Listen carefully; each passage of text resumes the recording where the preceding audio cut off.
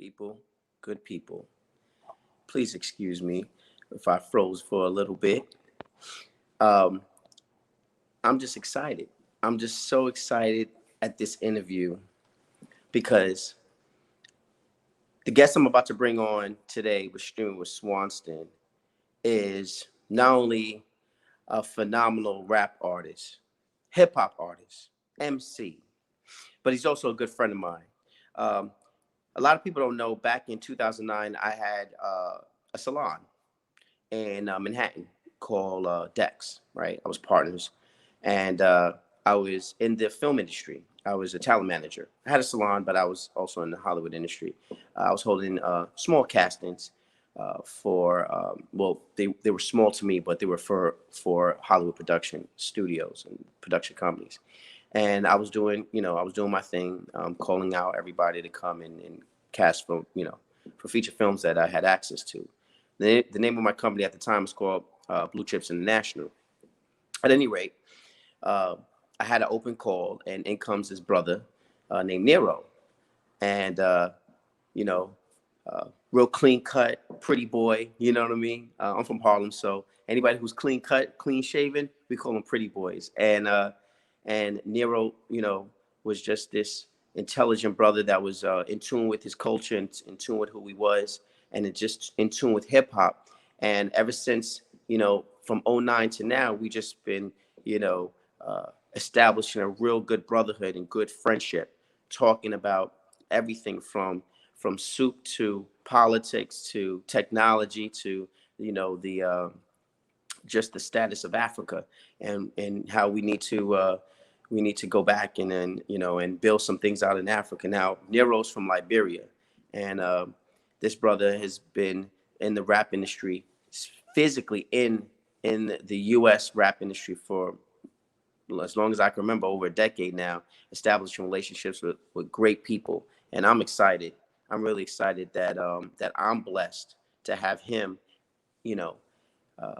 grace our inaugural premiere, weekend shows of Streaming with Swanson. So for everybody who's out there in virtual world, for all of my Africans who are chiming in, for all of my Europeans who are chiming in, for everyone who loves hip hop, this interview is very, very special to me. But without further ado, I'm going to bring in the hip hop impresario, serial entrepreneur, businessman, Nero Lapae. We're going to bring him. He's backstage, so just bear with me. We're going to bring the brother in, and let's get this interview started, y'all. Definitely. Yes, y'all. Nero, what's going on, brother? My brother, what's up, man?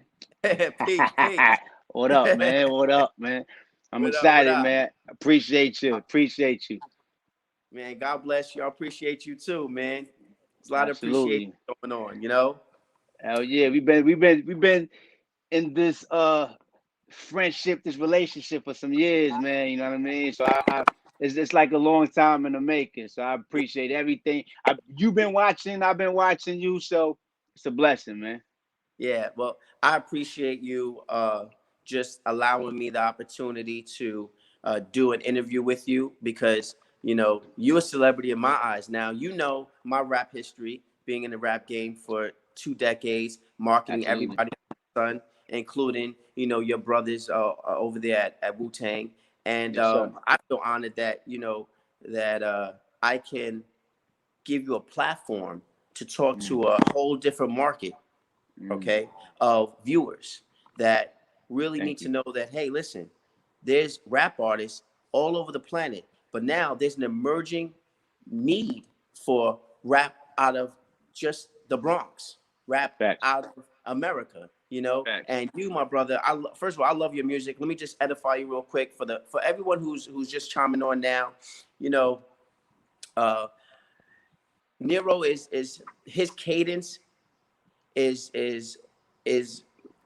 in my opinion, for me being in the rap game for 20 years, his cadence is on the level of Nas, in my opinion, because he delivers that. His delivery is on point, and you can go subscribe to his YouTube channel. We're gonna post that later. We're gonna get into it, but let me just finish edifying, because we're definitely gonna go over an hour, ladies and gentlemen, because we're gonna talk about a lot of things from from Nero's business ventures to him strategizing as a tech investor, as well as him and building out his catalog of music, by himself, as well as with a lot of the MCs, a lot of God MCs, and then just his trajectory alone. We're going to definitely discuss that. But anyway, back to the edification of my brother Nero. Okay, Nero is just I spoke about the cadence, but let's talk about the lyricism.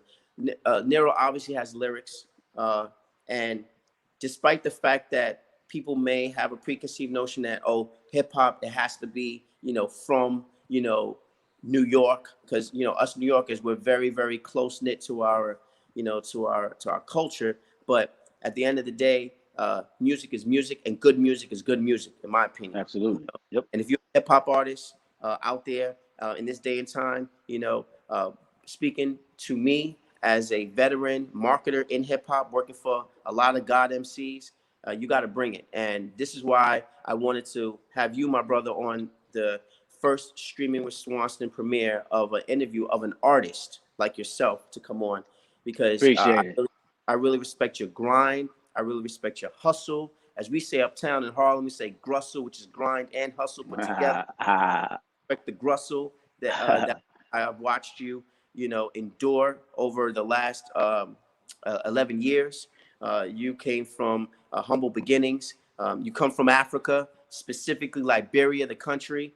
And you know how much I love our heritage and our roots. So I'm all for it. But listen, let's dive right into it. Let's let the world know. And before I begin, I want to give a shout out again to everybody who's chiming in, everybody who follows Nero, everyone who's following Streaming with Swanston. If you have a question, ladies and gentlemen, just type it in the comments. We'll see it. A lot of us are streaming on different platforms, so you would have to type in the comments on Streaming with Swanston's fan page. But at any rate, without further ado, let's get into it. My vernacular is going to change, ladies and gentlemen, because this is hip hop, all right? So yes, but I'm going to get a little urban with a little street vernacular. So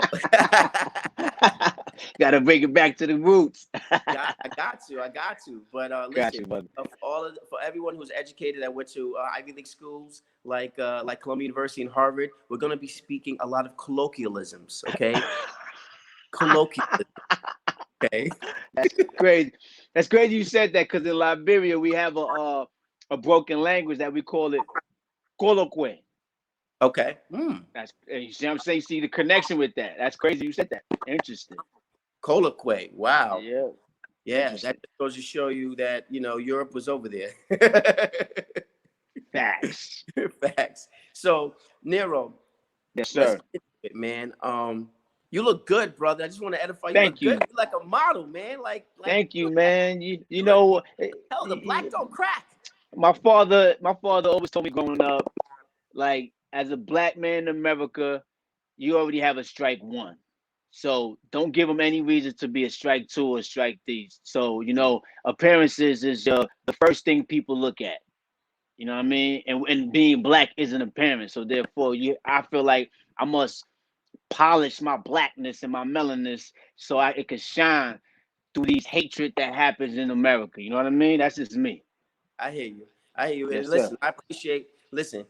I appreciate your artistry. You know what I mean? I appreciate the fact that that you're an artist and from whence you came. I work for a lot of rap artists, and they just had no sense of identity. Yes, you could identify them with being a rap artist and coming from a particular part of the world, like here in New York or here in LA, but they had no connection with true identity, especially with being of African descent. So I really appreciate that. So let's get into the nitty gritty of this interview. Take me back when you was a kid. Take me back to the first time you heard a rap record. What was going on through your mind? Give us the emotion, bro. My first rap record was Run DMC, and I think it was I heard Rakim and all that, but Run DMC Kings. Down with the Kings, down with the Kings. That right there, it did something to me. You know what I mean? That made me feel like, you know what? This is something special. So I Mm-hmm. tapped into that, and from there on, I started writing rhymes with my guys in Brooklyn, and we just started to write rhymes. I didn't know how to count bars yet. I didn't know what a hook was. I was Mm-hmm. just writing. Wrote my first rhyme when I was like 9, 8 years old. So from there on, hip hop took over me. Well, I'm a artist by heart. I could paint and I could draw my ass off, right. and that was my first love when it comes to artistry. But when I heard hip hop, she stole my soul, and I pushed drawing and painting to the side. So I was like, I always kept that to the side. I always indulged with music and hip hop, and not just hip hop, but other types of genre of music. I indulged with the Tracy Chapmans, the Bob Marleys, and things Right. of that nature. So hip hop took me by storm, man. I love her. Yeah. Well, being due to the fact that you grew up in a home of of African parents, how did they take Hmm. to your love to hip hop? Obviously, a culture that came from the Bronx, and you're from Brooklyn. Right. Just Black American culture that to a lot of parents, both African American and African, thought it was a fad. How did they take to you going into that particular realm of your artistry? You see, that's a great question because as an African, right? A lot of African Americans have a stigma of Africans not liking Black Americans. See what I'm Mm, saying? So this falls in sync with what your question is because I'm from West Africa, Liberia. West Africa, Liberia has a lot of colonism going on over there. Not saying that my parents didn't, because my parents didn't have nothing. They didn't really care. They just know that their son is into this form of art. My father and my mom just wanted us to be educated. That's it. Make sure you get your education correct and just keep it moving. So they really didn't have nothing crazy to say about me indulging into the music. My father always told me like there's artists that went to college to study music. So therefore you need your education. If this is what you want to do, study the education of music. So he always pointed that out to me. So they never really cared about nothing like that. So I just want to, in a sense, answering your question, and also want to break that stigma of Africans not liking Black Americans. You know what I mean? Oh yeah, no, I know that. I mean, listen, my mom, my grandmother, my family unit, they travel to Africa back and forth, lived in Africa, Yeah. Cote d'Ivoire, Senegal. So I was already equipped with the understanding and the science and the mathematics behind that. So, But us you, coming. but you, but you a rare breed. You know what I mean? Everybody's not thinking like that. Well, I love my people. I don't look at me being Black American. I don't even identify myself as being Black. I identify myself as being of African descent, Mm, African period. Because at the mm, end of the day, this is what I am. And Black is a color technically. absolutely. And so color has no origin. In Sure terms don't. of but that's another conversation. At any rate, with the music portion of your life. Do you remember your first rap that you wrote and you spit your first rap on stage? Stage. Your first You rap. on Mm-hmm. stage. I remember Yeah. my first. I remember my first rap that I wrote on stage. Yeah. It's a song called "Key to the Block." Okay. I don't know if I remember the verse though. Okay. No, it's all good. I don't want you to spit. I just want to know if you remembered it because I uh, remember the first rhyme that I wrote though yeah. when I was And like 9. okay. I And remember and did that. you and did you perform it? Did you perform it for your friends or Yeah, your moms? not my mom. See that's the thing with the cultural, the my side of my cultural backgrounds. Mm-hmm. They not tooling dogs. Like I performed in front of thousands of people. I'm like published in like the Source magazines, freaking Huffington Post. My Yeah. parents, they don't. Yeah. It doesn't rub them. Like a guy I seen Wale speak about that before. Wale was like his parents, and he's Nigerian, Wale, and he comes Right. from African parents, and his parents didn't care too much about his music until the money started to come in. You know what I'm Mm. saying? So in our culture, it's not really they're not really big on that. You know what I mean? Because they're Right. from a different type of background and a different Mhm. type of generation. So my Right. parents ain't really on that. right. No, I get it. And I'm excited at the fact that you took that and you still ran with it. You didn't even let that hinder you, because our parents, especially when you have strong parents, no matter where Yes. they're, if they're strong parents and have strong influence, like my dad, my village, period, were very major influences. But my dad is a very strong influence in my life. So, with regards to you breaking out into the music business, do you remember the first time? And the reason why I'm going back, because I want people to understand your process, because there is a cultural difference, with Yes. you having an African upbringing, transplanted right in the heart of Brooklyn. Let's talk about you in the studio, the process, hooks, snares, hi-hats, all those different processes that make a song. Yeah. Who taught you that? The guy who gives that credit is the guy named Rashawn Langley. He Okay. used to be a producer with Teddy Riley. He was in a group called the Shamari back in like early 90s. And Mm. his nephew named OG, he was the guy who taught me how to cut hair. Mm. And he took us into the studio, introduced us to Vassan. Vassan produced a record with a group called Sporty Thieves back in the day. Of course. You can't. Yeah, exactly. So I was in that video shoot. So he showed me the rope. These guys showed me the rope, and I was learning. That's when I first met Eve for the first time, because she had a cameo in that video. Yeah, of And course.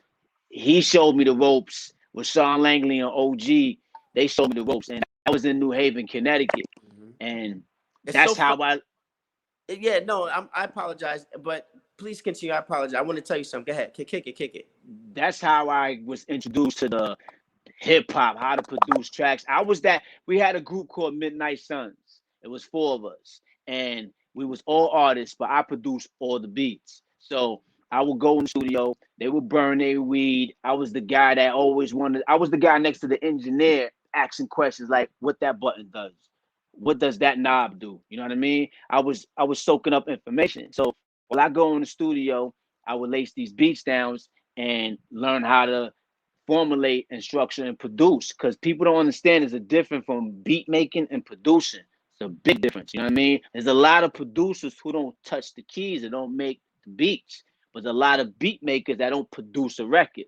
And people have to understand there's a differences from that. So I was that guy that was learning and educating and soaking up all the information. So when I first got my MPC 2000 XL, I didn't have to read the manual.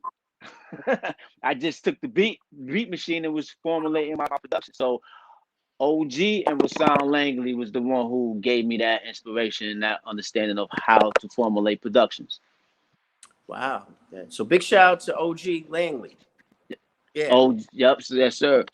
Yes, sir. Yes. It's funny you talk about Sporty Thieves and Eve, because during that time I was working for Rough Riders. I was working Double R's albums, Mm. for Def Jam. And so it's just so crazy when you meet people that you're close to now, down the road, and we were in the same environments or the same circles, but we just never crossed paths. It's Six crazy. 6 degrees of separation, brother. Indeed, indeed. So let's talk about the music a little more.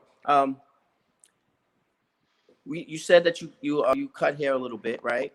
Yes, Um, sir. I think that you're a master barber, because I always see you always Oh, shake.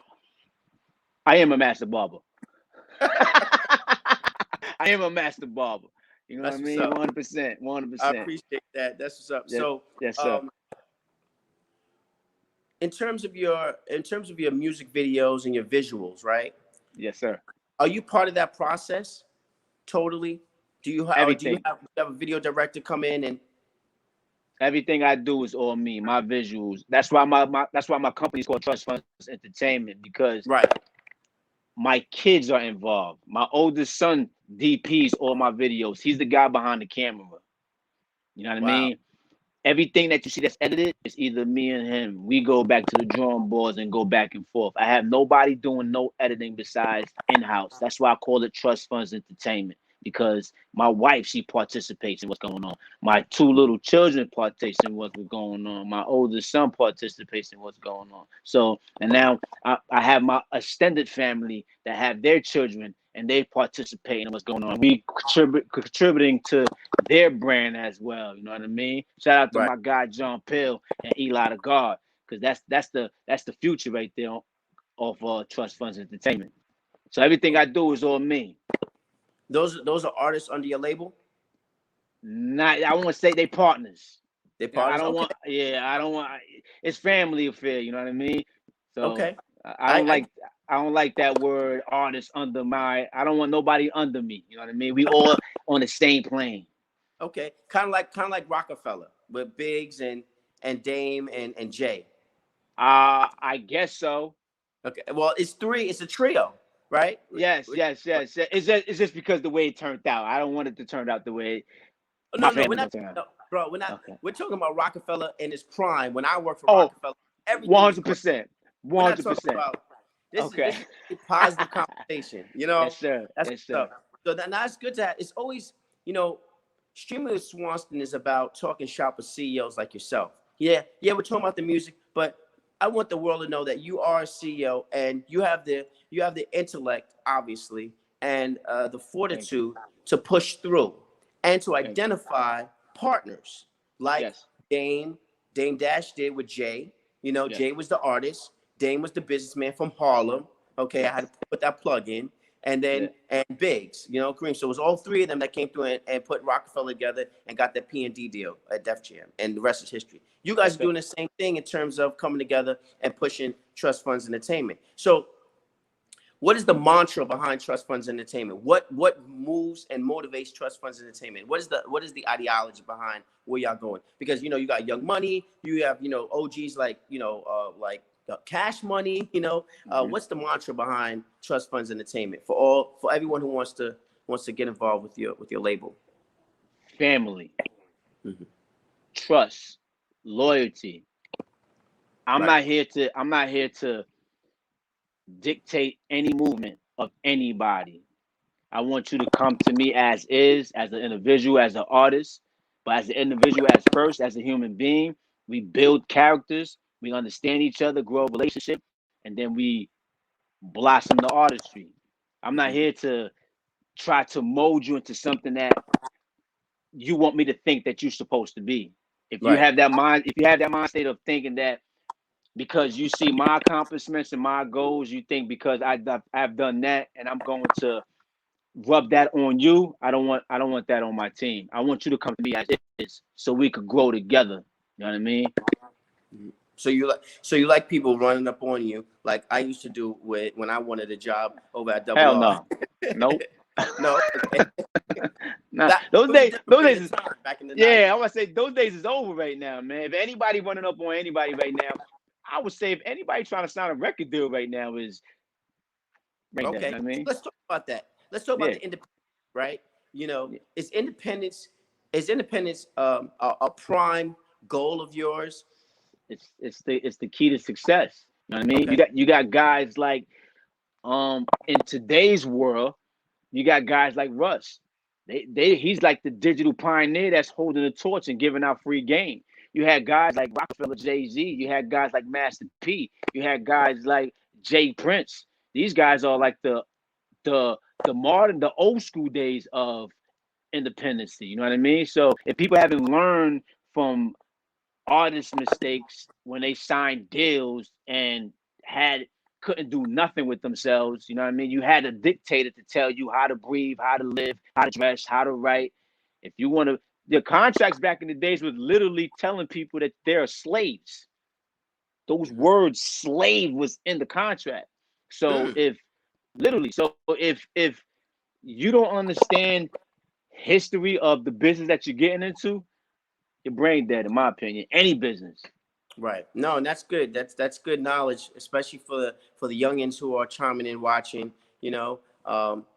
People chiming on, saying that's deep. We're gonna open it up a little bit and get back to you. We got a question on the table. Brother wants to know what's the story behind feeling myself. The story behind feeling myself And feeling is myself, actually, huh? feeling myself. Explain it. Yeah, that's Explain to the audience what feeling myself is, because they don't know. the story behind that is confident. Some people might call it conceited. I don't care if you think I'm conceited. That's just me being comfortable in my skin. So Right. feeling myself, everybody's supposed to feel themselves. Don't lower your vibration because somebody else is trying to rub all their insecurities on you. Get what I'm saying? That's what feeling myself is all based on. So when you feeling yourself is in a sense of understanding your higher vibration, understanding who you are as an individual, and you're gonna take it to a next level. You might see a female or a dude that's walking around like his doodle don't stink, but somebody else is like, look, look at him. He think or she thinks she all that. Why? Let that person feel themselves. You know what I mean? So that's Right. what the whole that's what the whole concept behind feeling myself is all about. Motivational rap. Yeah, motivational. Yeah, and that's what it's all about nowadays in 2020, especially with the climate that we're in, with all the social injustices going on towards Yeah. people of color. I think that we need more motivational music. I think that hip hop is in a. I think that hip hop is different. I think that it needs a heart valve. And I'm just saying it because the era that I grew up in, it was all about messages and message music. Yeah. So, that's why I like about your music. I think hip hop does have that. It's just the mainstream media don't balance it. You know what I mean? Because back in the Right. days, we only had that mainstream music. Right now, music is so like broad, you can actually uh get music from anywhere right now. So there's guys that have millions of followers and we don't even know who they are. You know Right. what I'm saying? It's in today's world is different. So I deeply in my heart feel like it's a balance. It's just the mainstream music media projects and promote more of the music that we're not preference. In America, I would say worldwide is the same thing in the overseas as well. and that's one of the main reasons why I was so adamant about creating Avnio, to create a media platform where we can have music channels Word. that balance, and represent, because I want people to see your music video not just on YouTube or iTunes and just say, But oh, that's hot, international. but I wanted to be YouTube and iTunes. It is international, but the difference with our platform is that people can physically click and purchase your album directly from the music video when it Word. airs on one of our music channels at Avnia. So That's why let's that's why when you told me about that platform, it was genius. I had to invest. yeah, thank you, I appreciate it. Yeah, for everybody who doesn't know, this brother right here, Nero, is one of my early investors in Avnio, and I'm very, very appreciative of, he saw the vision. It's I wanted to, with that being said, I just want to make it known that I wanted the world to know that us as African Americans, you know, encountering Africans, that we symbiotically can, and that's a hip hop word I just came up with, symbiotically can come together. I'm Okay. using it. I'm using that in the rhyme. Okay. Hey, you have full license to come together and do business, and as opposed to that, like you said, that stigma, like we don't work together. But you say, yo, Jay, I feel, yo, big bro, that's hot.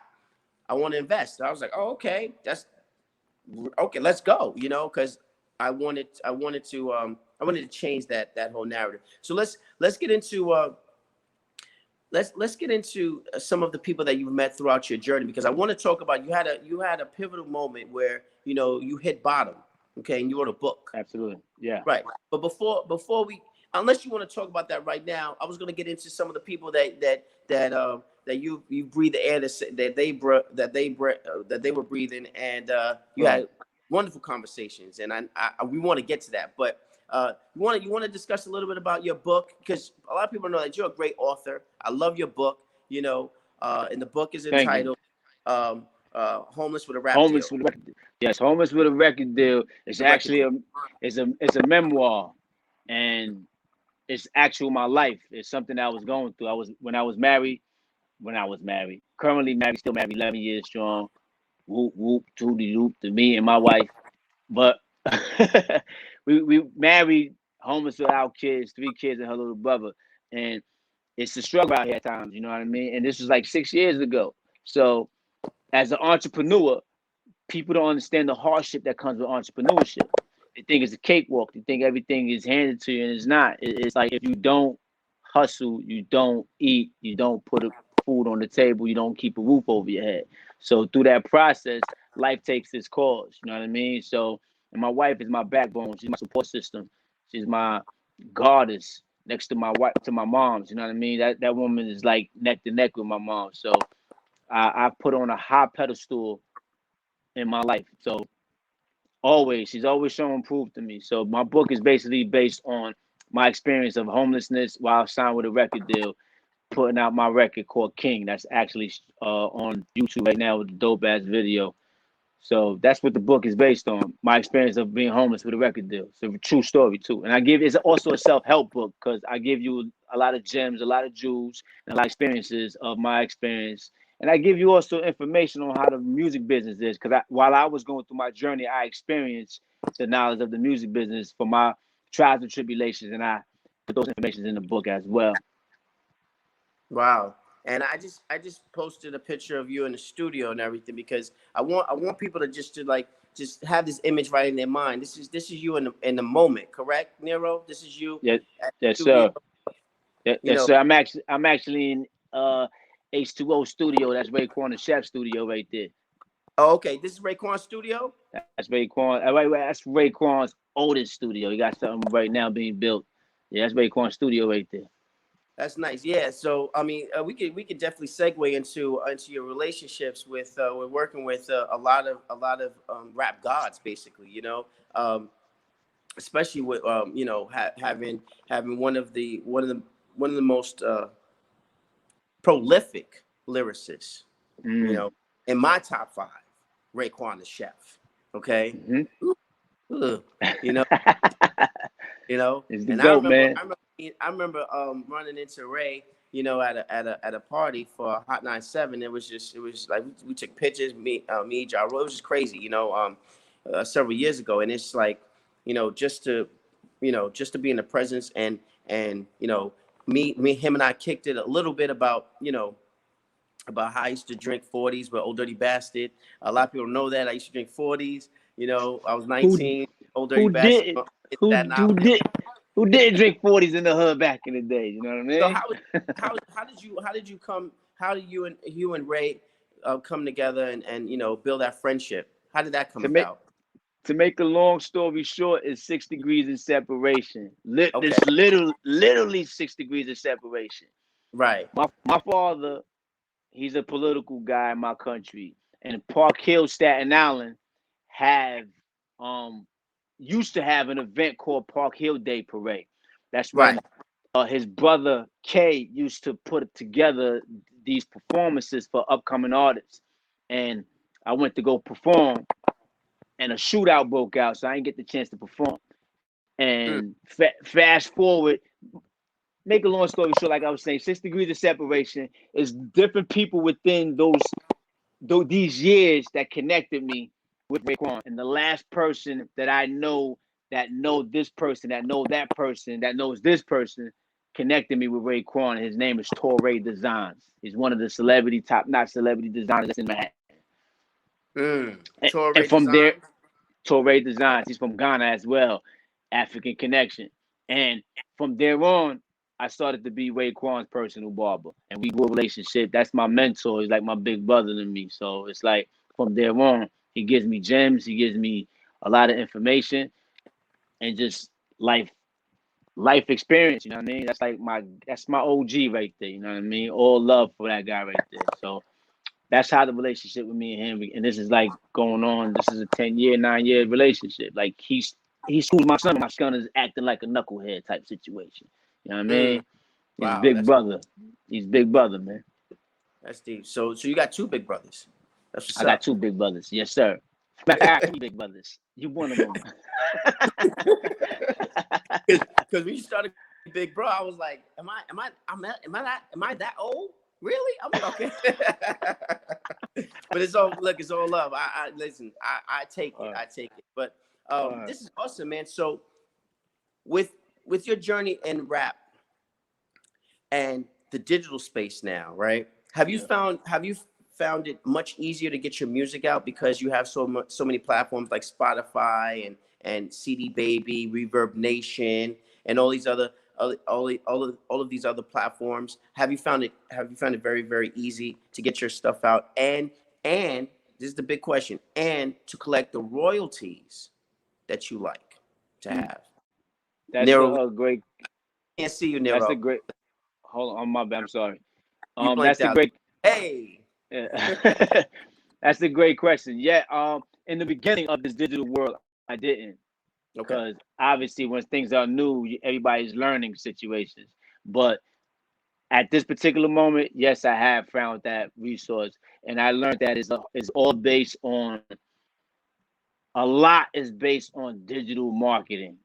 You have to find your digital marketing company, or you can be your digital marketing company, because nowadays you are your own label, literally, as an artist. Your name could actually be your LLC.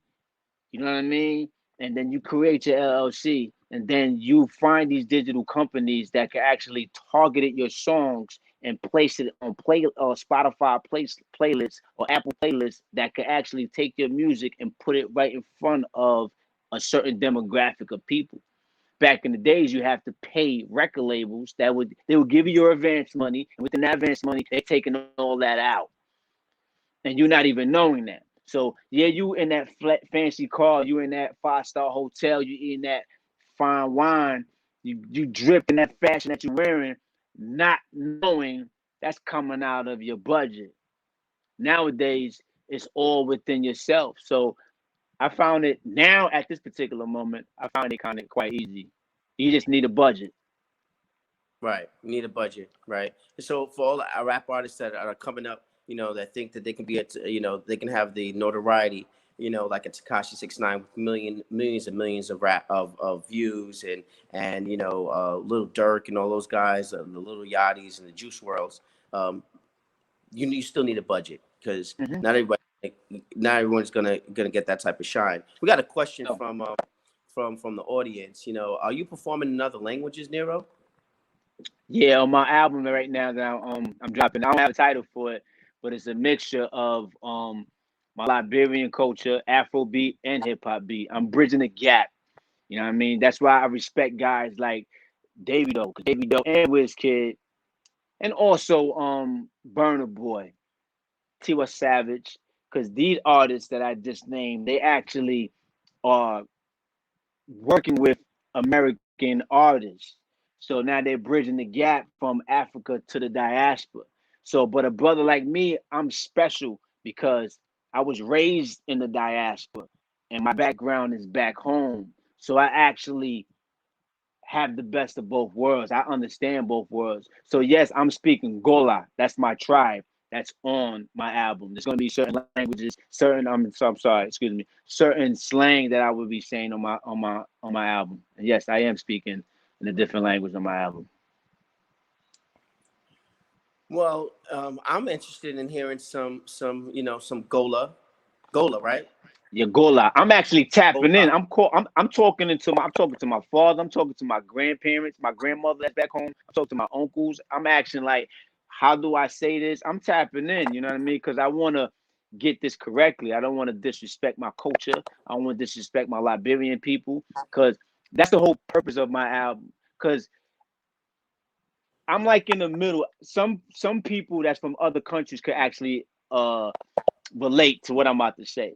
I'm like in the middle of being African and being American. Okay. My American friends would say, "You ain't African. You African. You don't look it." You know what I mean? Exactly. Then my Liberian guys would be like, "Was you born in Liberia?" Hell yeah, I was born in Liberia. I had to get my paperwork done. Yeah, I had to. I'm a citizen of America. I had to go through the process. And yes, I was born in Liberia. You don't look Liberian. So what is it? What do I have to do, and what do I have to look like to be an American or be Liberian? Right. So that's the whole theme behind my album. I don't have a name yet though for it. It's gonna come. You're an artist. You know, it's a Yeah. process. Yes, You know, another question came from the audience. How does that increase your profitability by you rapping in your native language? Do you feel that it's going to increase your profits?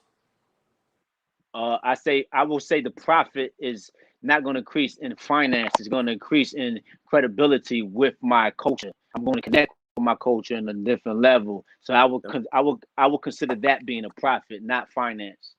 Okay, all right, fair enough, fair enough. But I got to hit you with the 1-2. Buckle my. I'm not gonna rap, but what I'm gonna hit you with is top 5 dead or alive. Oh shit! My top 5 is Top 5. my. And wait, let me give this in context for the people who are watching.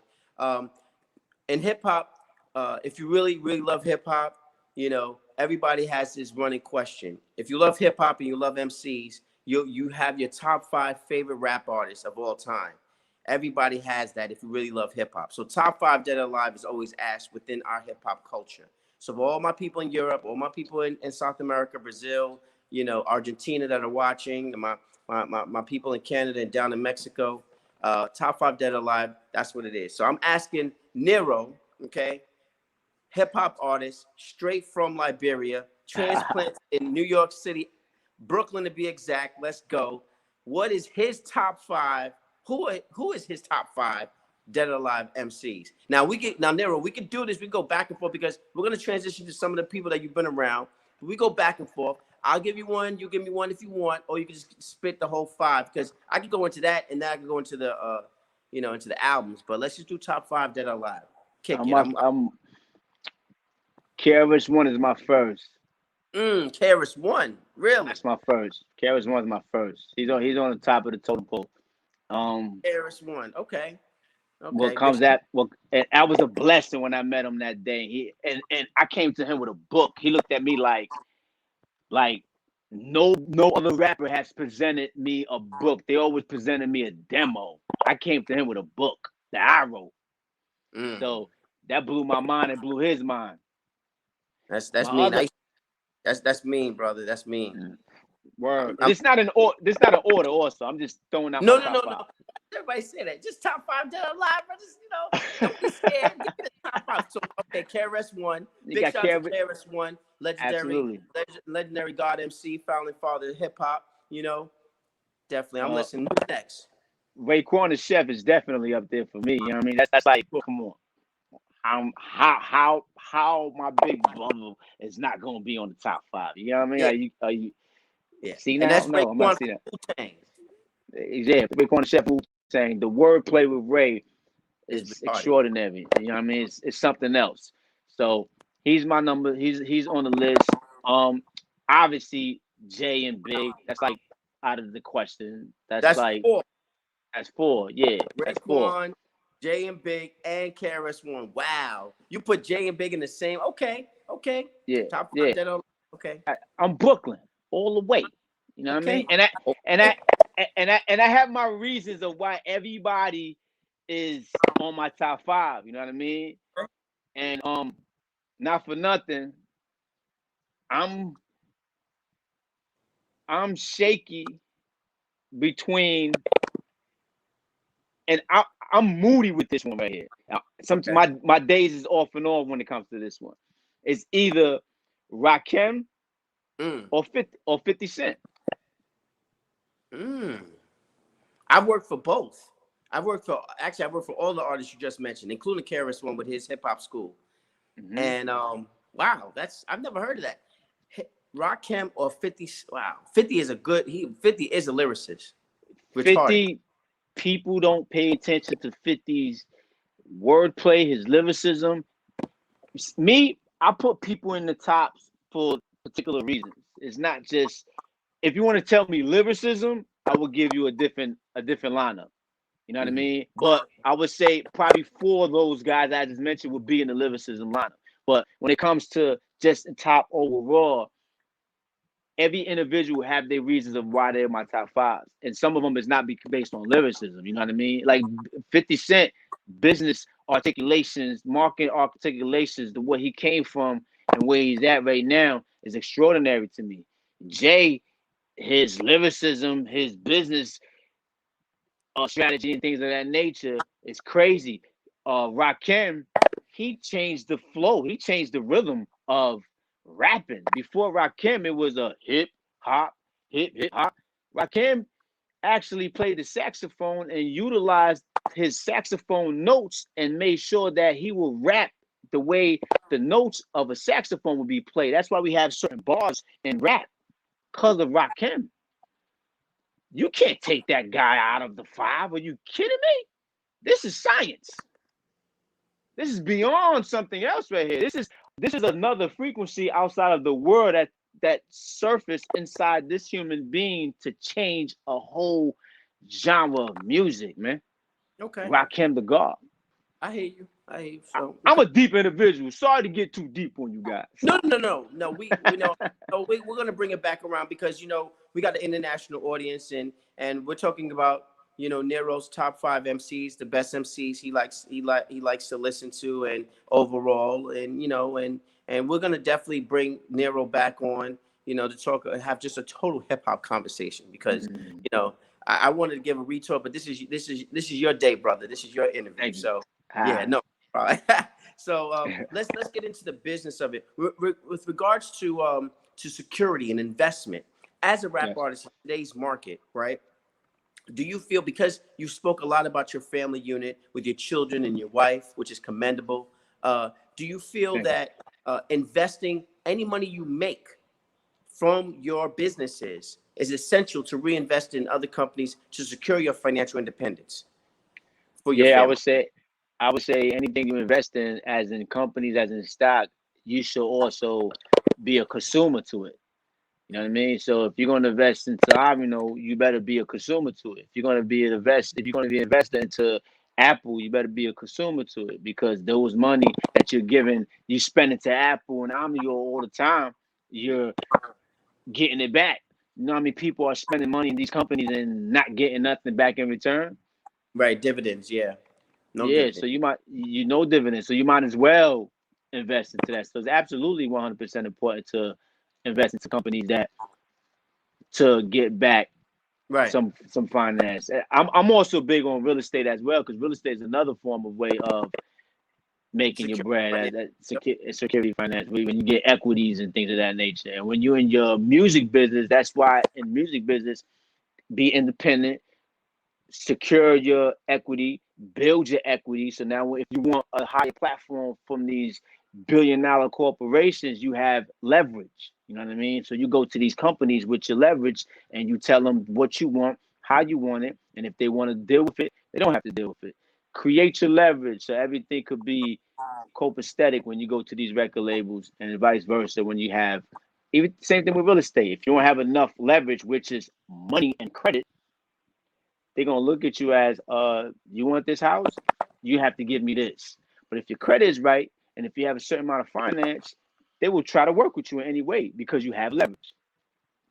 Speaking of real estate, a lot of rappers are going back to Africa, building out in Africa. You got Ludacris in Ghana getting dual citizenship. What Yep. are your thoughts on African Americans moving back to Africa and building in Africa, building brick and mortar businesses in Africa? Because there's a lot of European companies, a lot of Chinese companies now in Africa that Yep. are there are a lot of Chinese companies in Africa that are just basically setting up shop, and under the auspices of whatever, they just Yep. are over there to, I guess, bring Africa into the 21st century. The reason why I know about this because I've invested in Asian companies that now are penetrating the African continent. Yeah. What are your thoughts about us African Americans going to Africa, buying land? I think it's a beautiful thing. I just hope that when African Americans go back and buy land to reconstruct certain parts of Africa, that they actually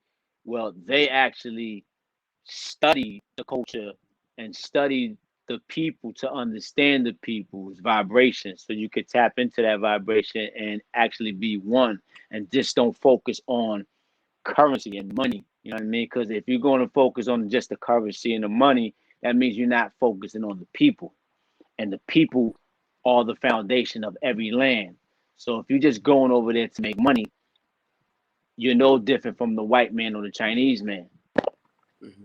No, that's a good point, because a lot of African Americans do have a westernized way of thinking because, Yes, sir. we come from an area of the world that technically Absolutely. colonized by, Yes, sir. by the Europeans. And so going back to Africa, we have to have a mental mind shift, in my opinion, where we have Yeah. to humble ourselves to the culture and understand our African brothers and sisters. And how they live. I've been talking to a lot of African business leaders in government as well as in various different vertical markets, whether it's agriculture or even technology. And the major consensus when I speak to them is, come over. We want you to teach us what you know, okay? And what we have land, we have obviously access to natural resources, but come over. And my retort is, I'll come over, but, and this is an African American talking to an African, right? Live, right? Mm-hmm. So my thing is that, okay, I'll come over, but I need some guarantees. And some of the African countries outside of Ghana, because Ghana's been very, very, they've been Yep. dope, Yep. but a lot of the African countries, they're not, from my studies, my experience, and my conversation, it's like they won't, they'll sell us the land, but they'll put a time limit on how long we can have the land, like a 90-year lease. Like, what is that? Like, you want us, you African brothers want us to come over and buy the land. We only get it for 90 years. So now I'm dead and gone. Then my children are going to have the issue of dealing with the government that potentially, hopefully, won't be corrupt by the time that our lease is up. So, it's been a disconnect. Kick it. Go to Liberia. So what's the difference in Liberia? Because I'm talking to Zimbabwe. I'm talking They to don't Gambia. have that. They don't have that speculations and over there. You know what I mean? I know certain countries in West Africa, they have those restrictions. Some of these countries don't even have. If you're not from that native land, you can't own a business. So now you might have a connection with an actual native there. Then you gave the native the money to open up the business in their name, and that native f you over. So now you really don't have a business because, like my father tells me, documentation beats conversation. So yeah, you invested into that, but that property is in that man's name. Technically, it's not yours.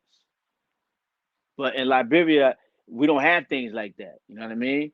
You got to understand, Liberia is the stepchild of America. Our flag is red, white, and blue. Our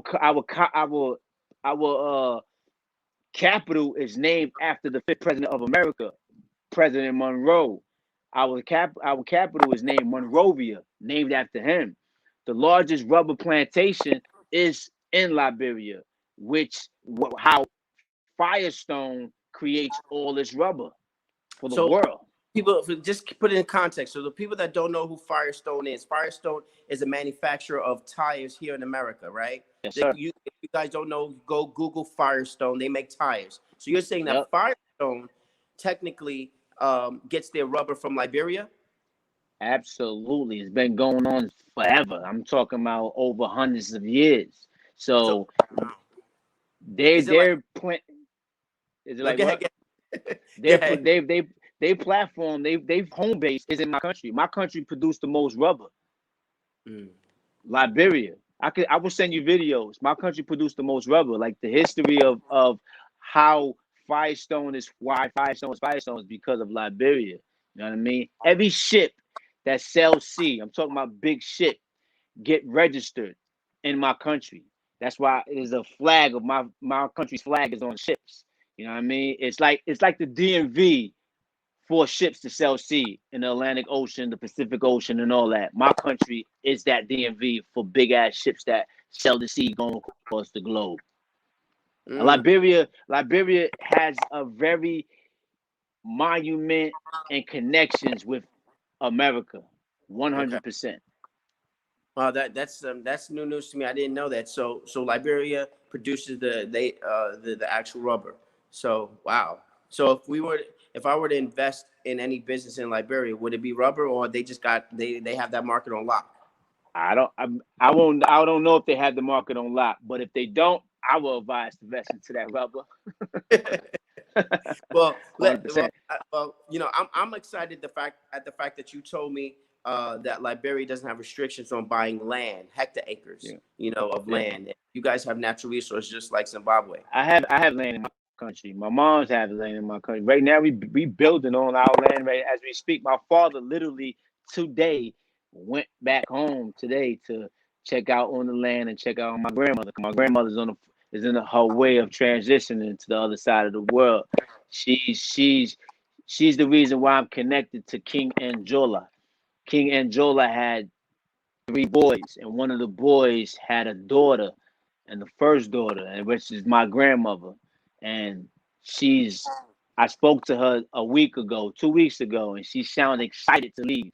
I never imagined, I never felt anything like that in my life. She felt excited to leave this planet. She ain't seemed like she was like dying. You know what I mean? So it's a beautiful thing, man. And who is King Anjola for all King the Anjola, King Anjola is a Gola king. okay. I'm gonna show you something real quick. Okay.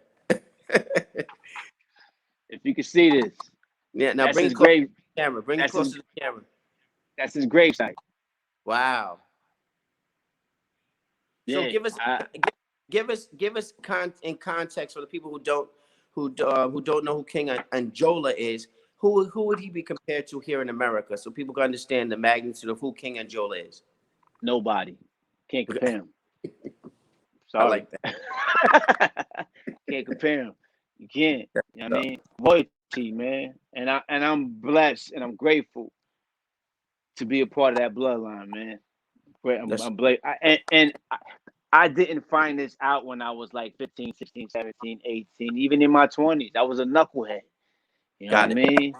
So as I got older and mature, I seek that. My father didn't even. It's like Karate Kid, the Asian guy not giving the information to the Karate Kid because he didn't know too much. He wasn't mature enough to get that information. But when he felt like he was mature enough to give him those techniques, it fell on his lap. That's Right. me. Mr. So Miyagi didn't give him those information. no, that's beautiful. I'm really excited that you got that vision and you were able to not go throughout your 30s and 40s or even 50s without even knowing your bloodline. So let's Oh, you sound kick it back. you sound 50? No. I said without I you know going that, through. man. Oh, okay. I'm 50, right? I let, thought you I thought you 27, brother. right.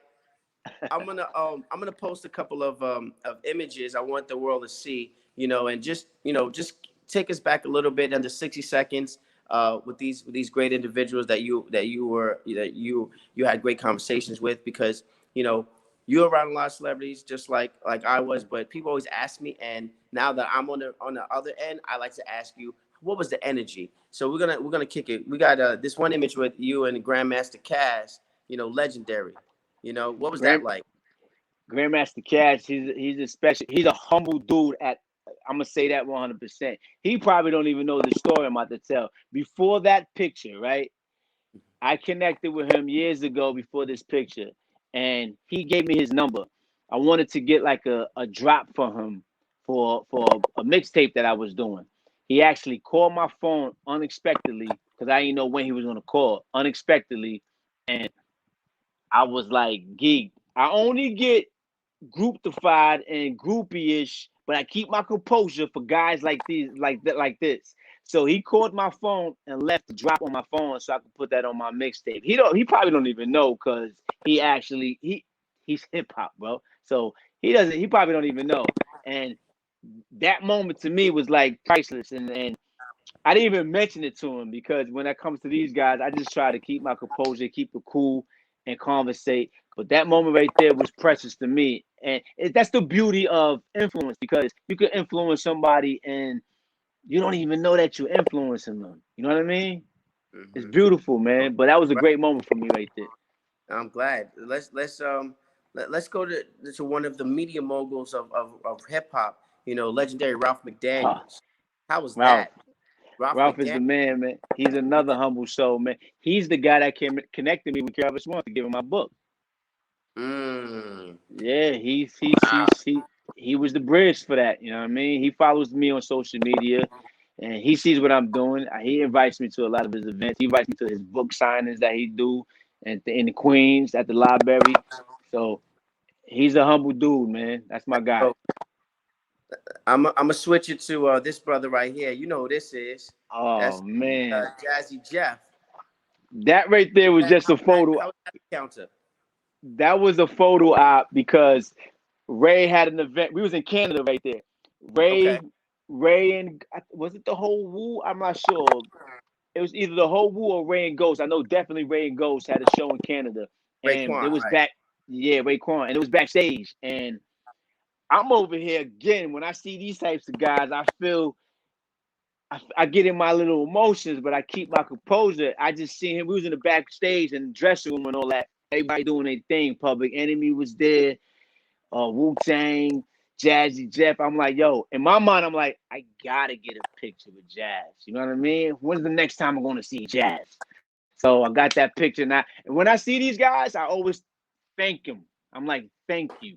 They look at me like, why? No, you have no idea what your impact that you did to me in the freaking world. You know what I mean? So I always thank these guys, man. No, that's awesome. We're gonna switch to another prolific picture that I like. You know, is this one right here. Ooh, ooh, This is that's the young Christopher Wallace. If you guys don't know, aka Young Biggie Smalls, right there, aka Young Notorious B.I.G. If y'all don't know, right there. He's mm-hmm. another humble. He's another humble guy, man. Like it was another event that Ray had with Jadakiss and like that. Matter of fact, that was Little C's birthday party. Yeah, that was Wow. Little C's Big birthday shout to Little party. C's. Big Yeah, shout to Little C's, definitely. that, Word. that was Little C's birthday party.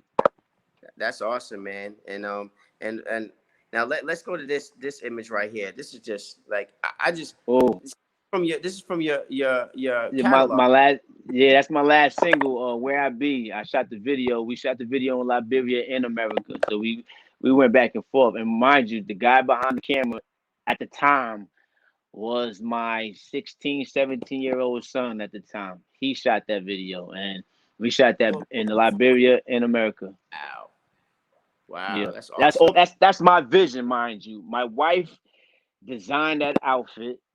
My vision. She put it together. She signed. She designed it. She sold it. That's why I called the label Trust Funds Entertainment, because everything comes in house. It's all under our ground, and who's gonna reap the benefits? Our children. No, definitely, definitely.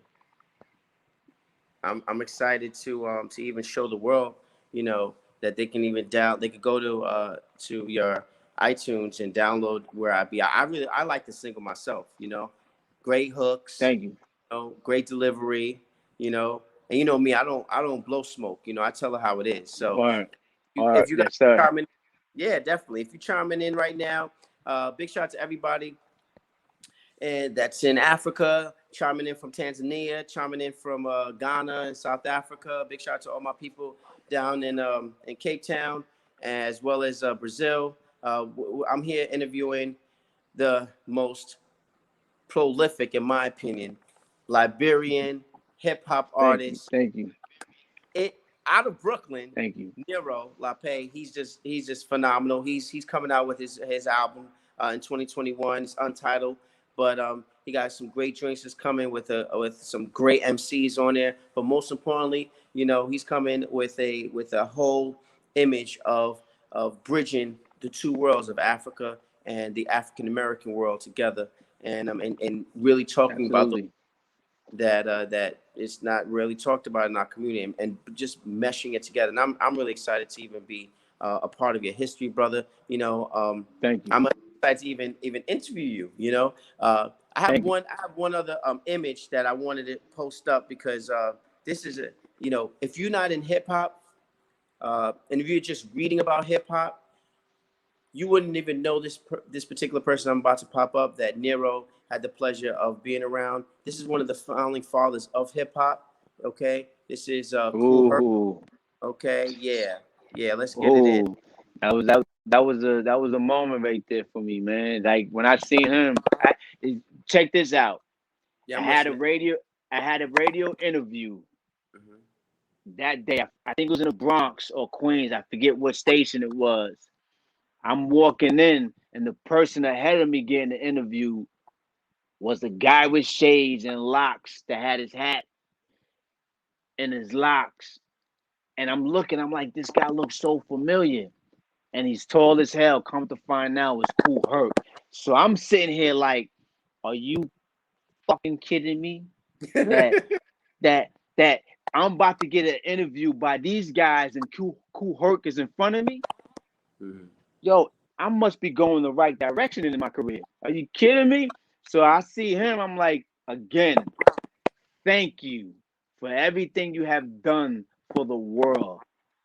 Gave him Right. that, and my guy like, yo, you too, take a picture, and we just took a picture for that moment. Like, and I cherish that moment every time when hip hop birthday comes about. I post that on my social media with the rest of the legends that I have pictures with. That's hip hop right there, man. If it wasn't for that guy, Cedric Avenue. Yeah, hip hop. facts, And facts. that's I'm excited to even let the world know that me and my team we're busy erecting the first international museum of hip hop because we definitely Round of want to. applause. Yes, definitely. We definitely Yes, want to sir. showcase. It's online because this whole COVID-19 stuff we got halted, Yeah, by building out our brick and mortar in Las Vegas, but we're building out the website. It's an undertaking to bring in all of this data, but we're doing it, and it's from our voice. So yeah. you definitely gonna be in our International Museum of Hip Hop, Nero, because Great. you Thank you. represent a generation that a lot of people need to see real rap. So on our way out with this show, what do you want the world to truly know and understand about Nero, the businessman, and then Nero, the artist? Let's go with Nero, the businessman. Give me some adjectives that best describe Nero, the businessman. The nearer the businessman is always gonna be a family man. He's always gonna be self-sufficient. He's always gonna be self-driven. And when Nero the businessman is self-driven and self-sufficient, it connects to his family. So all that ties in with the finances, ties into anything that's bringing in the entrepreneurship revenue. Because at the end of the day, Nero the businessman is doing that for his family. And Right. Nero the artist, it's the same formula. So I don't separate the individuals. What you see is what you get at the end of the day. You know what I mean? So when when you see the artist, when you see the businessman, and when you see the guy who plays the artist and the businessman, they all one individual. So I'm just a human being and an individual just like everybody else. I'm a humble soul. I'm an understanding soul. So that's just me. What you see is what you get, brother. Well, and that's one main reason why I wanted you on streaming with Swanston, because you are what I saw, and this is what I'm gonna get 24/7. You never switched up. That's You no know, sir.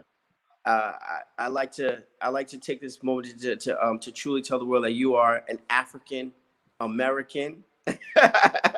I'm an African American. You're an African American, and the reason why I say that is because, getting back to the when you made the comment earlier about you coming over and you actually had to get your papers and become an American. Da da da. Yeah, It was a running joke. I was like, wow. I was like, because a lot of Africans now live in Harlem, like more than ever. Like before, Africans were just right there on 116th Street. Now y'all yeah, moved up and you're just everywhere. yeah. I went back home. I call home Harlem, obviously. 100%.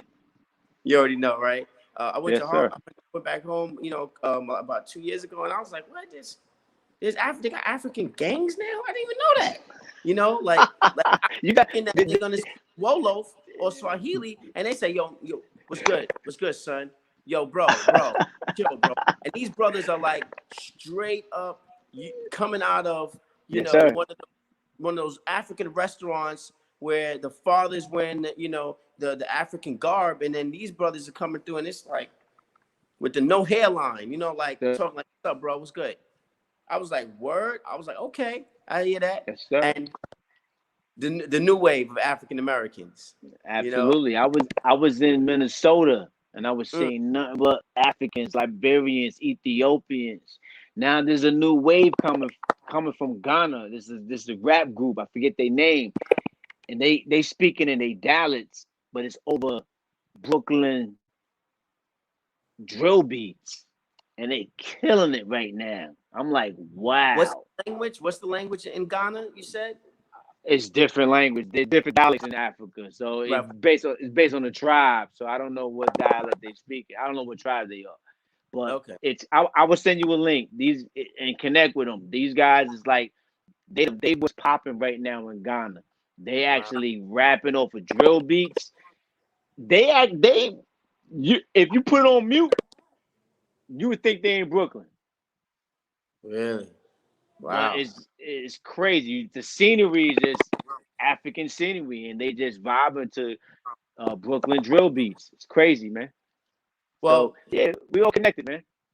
I'm excited, man. I'm excited that you gave me the opportunity to interview you, my brother. It's appreciated. I love you like cook food. I definitely I want love you to you come too, back brother. on the show next year or whenever you have time, because I know you're a busy brother. You know, traveling. You know, running trust funds of Thank trust you. funds entertainment, the businesses. So hopefully you can come back and bless us with your presence and let us know. You know, all about your Liberian real estate endeavors, your tech endeavors, as well as obviously your music endeavors. So God bless you. I appreciate you. Streamer Thank you, Swanson, brother. definitely appreciate you for blessing us with your presence. And Thank for you. everybody who's listening, for everyone who's looking, go, you know, support Nero Lapae. This brother right here is a true lyricist, a true hip hop artist. And he's definitely bringing something different to your listening ears. And also, you can connect with him on social media, from Instagram, okay, to Facebook, to YouTube. Go like his pages on Facebook.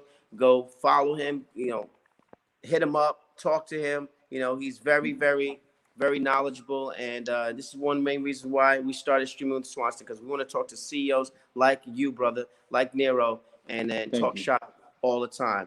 So listen, without further ado, we're going to sign off. Hip Thank Hop you. Top 5. I'm coming back for mine, brother. Yes, sir. All right. All right. Thank you, We out. brother. I appreciate you. Thank you, brother. God bless you. Peace. Peace. You